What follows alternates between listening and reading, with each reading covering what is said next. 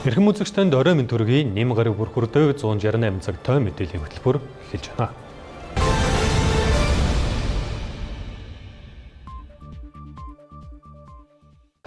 Өнгөрсөн даваа гараг дулааны 4-р цахилгаан станц дээр ачаалал хэтэрсний улмаас гэмтэл гарсан. За бөөрөлжөтийн цахилгаан станцын нүүрс хүлцэнтэй холбоотойгоор цахилгааны хязгаарлалт хийсэн.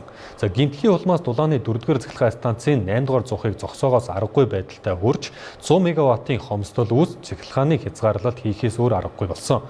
За цахилгаан станцууд бүрэн хүчин чадлаараа нөөцгүй ажиллаж байгаа. Гэмтэл гарахад цахилгаан дулаангүй болох эрсдэл одоо ч байсаар байгаа юм а. За засгийн газрын хуралдаанаар энэхүү асуудлыг хилэлцсэн дулааны цахилгаан станцыг шинээр барих хүртэл 3 жил шаардлагадах учраас энэ хооронд зохицуулалт хийж явахаас аргагүй гэсэн тайлбарыг хийсэн юм а. Энэ үйл цахилгаан хэрэглээний оргил ачааллыг 1800 мегаваттаар төлөвлөсөн байсан хэдий ч өнгөрсөн 7 хоногт 1803 мегаваттад хүрч ачаалал хэтэрсний улмаас 4-р цахилгаан станцын 5-р зууханд гэмтэл гарч 69 зуухнаас 65, 49 турбо генератороос 43 нь ажиллах болсон байна. Мөн 8-р зууханд үлээлт гарч зогсохоос аргагүй болжээ. За ийхүү зуух генераторуудын гэмтлийг засварлах хооронд 100 мегаваттын хомсдол үүсч хэсэгчлсэн хязгаарлалтыг хийж эхэлсэн.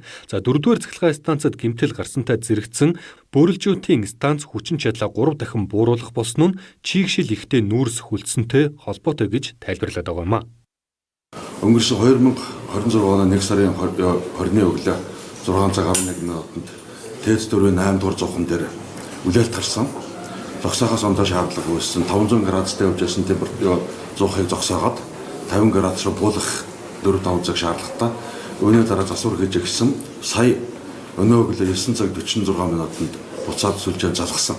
Бөөрөлжөт дээр байгаа 300 мегаваттын хүчин чадалтай сүлжээ нэмжсэн чадал маань 120 мегаватт болж буусан. Бид нар тусгай бариад явуулсан байгаа. Адилж нэг цаг 2 цагийн дараа бол мэдээлэл гарна.